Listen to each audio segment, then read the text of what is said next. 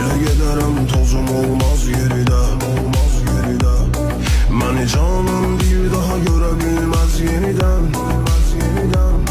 Buralar mənə indi bir məzar qədər dardı. Buranı mənə dar edən uyardı.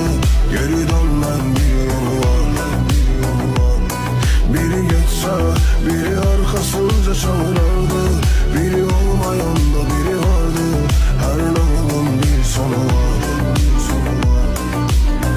Güvəndiğim dağlar başında qal. Köksümdə neçə xənçər, neçə dağ yeri var. İndi Allah nə olar qoy səsimi eşitsin. Qəlbimdəki bu anımı bilsin. Yanıb alışan bir ruhu var. Dönen dünya bir anlık bu tarazı itirsin.